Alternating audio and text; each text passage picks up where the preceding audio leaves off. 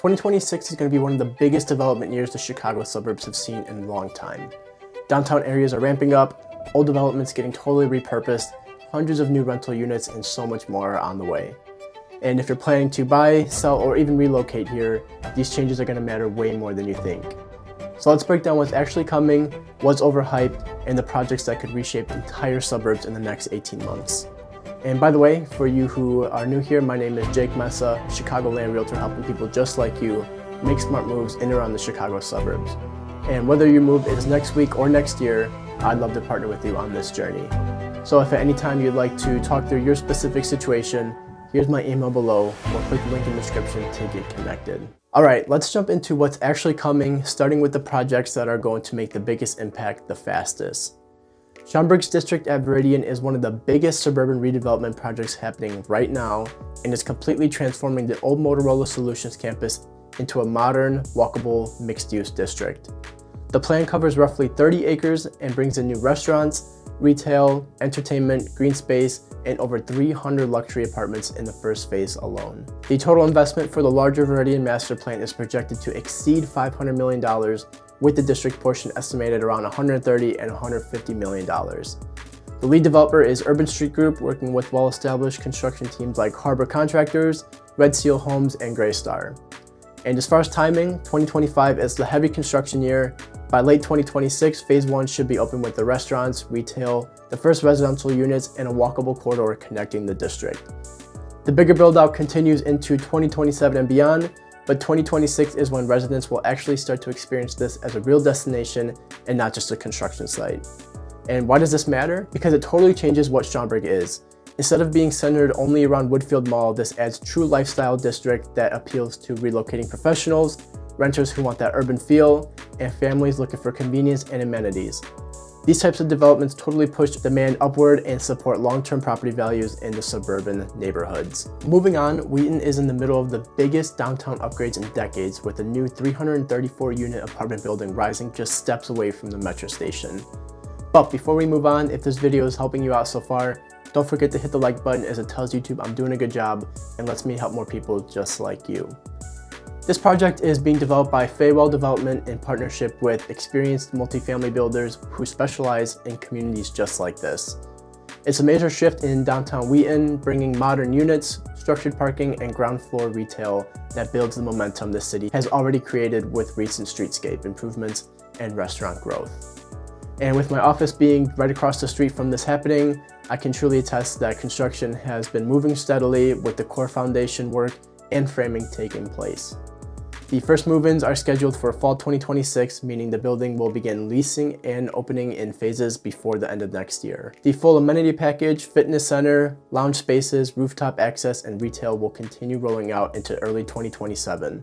This isn't just an idea or proposal, it's a fully approved, financed, and physically rising out of the ground project. This is huge for Wheaton because a building of this size changes the energy of a suburban downtown. It brings foot traffic, supports new restaurants and shops, and increases walkability, all things that today's buyers are prioritizing. Wheaton has also had strong schools and community appeal, but this pushes the downtown toward a more modern, vibrant feel that young renters and professionals want. And historically, when you add high-end rentals near transit, the surrounding single-family neighborhoods see steady demand and better long-term value as well. Naperville is adding a completely new type of housing with The Claire, a 90-unit built-to-rent luxury townhome community on the southwest side of the city. This project is being developed by Lincoln Property Company, one of the largest and most reputable multifamily developers in the country. It's part of a larger trend across the suburbs, high-end rental townhomes designed for families and professionals who want space and privacy but aren't ready to buy yet, something Naperville's current housing inventory doesn't offer much of. Construction is expected to begin in late 2025, with the first homes available in mid-2026. These units will look and feel like modern single-family homes, attached garages, high-end finishes, outdoor space, and access to community amenities. It's a smaller scale project compared to some of Naperville's massive subdivisions, but it's what makes it interesting. It fills a gap in the market at a time when buying in Naperville is out of reach for many incoming families. The impact here is more subtle, but still important. For renters relocating to Naperville, this becomes a premium stepping stone option instead of cramming into a traditional apartment. For buyers, it adds temporary flexibility while they wait for their dream home to hit the market, which is huge in a low inventory environment. And for the area as a whole, it strengthens Naperville's already strong appeal by broadening who can actually live here. Bloomingdale has taken on a bold transformation by purchasing the aging Stratford Square Mall and turning it into a mixed-use destination now known as the Grove at Bloomingdale Commons. The village acquired the mall property in January 2024, and by October, demolition had begun to clear the way for the new retail, entertainment venues, residential units, and community gathering spots. The demolition budget alone was about $4.7 million, and initial infrastructure work is being funded through a combination of bonds and tax increment financing backed by the village. Rather than simply replacing the old enclosed mall with another big box retail center, the vision here is much more modern, walkable streets, an event lawn, boardwalks, fountain features, apartments, and restaurant and parks. Work in 2025 will focus on site infrastructure, utilities, demolition, and grading, and then in 2026 you'll begin to see the site take shape with outdoor spaces and residential opportunities open to the public. Phase 1 isn't fully locked in with tenants yet, but what is clear is the community wants to turn a declining property into something future-based. For residents, what this means is a redefinition of what Bloomingdale's future really looks like. Instead of an old mall parking lot and shuttered stores, you're getting a place where people live, shop, walk, dine, and gather, which is exactly what many buyers relocating to the suburbs are looking for. From a value standpoint, this shift adds lifestyle appeal, increased foot traffic, draws new restaurants and services, and over time should support stronger demand in the area.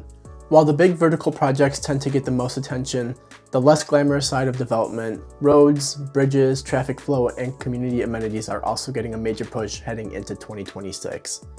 DuPage County in particular is undergoing millions of dollars in improvements tied to the Rebuild Illinois program, with big upgrades scheduled to wrap up next year. Areas around Butterfield Road, Wheaton, Downers Grove, and the central DuPage corridor are seeing redesigned intersections, modernized traffic signals, and long-needed bridge work. These aren't flashy projects, but they directly shape daily life and often have a bigger impact on the long-term demand than people really realize. Commute times improve, access to schools become easier, and the overall driving experience gets better, and those quality of life upgrades matter a ton, especially to families relocating from outside the area. You'll also see several suburbs pushing community-focused improvements in 2026. Naperville has proposed a new indoor recreation center, multiple park enhancements, and an updated athletic facility heading into a public vote. Other suburbs are following the same trend, expanding sports complexes, improving trail systems, and adding family programming. These projects reinforce what people already love about the suburbs: safe, family-friendly communities with strong amenities, and that's a major drive in home values long term. When you look at all these projects together, from Schaumburg's Veridian, the massive new apartments coming to downtown Wheaton, and the wave of new infrastructure and community upgrades across DuPage, it's clear the Chicago suburbs are entering a new cycle of growth. And these aren't just small cosmetic updates, they're long-term investments designed to modernize how people live, shop, commute, and experience their communities. And while each project has its own timeline, budget, and scope, 2026 is the year when a lot of these visions start becoming visible in real life. For buyers, this means more options, better amenities, and stronger long-term values. For sellers, it means your neighborhood may soon have an even more compelling story to tell. And for anyone relocating to the suburbs, this is the most dynamic time to make a move because you're getting in before these areas fully level up.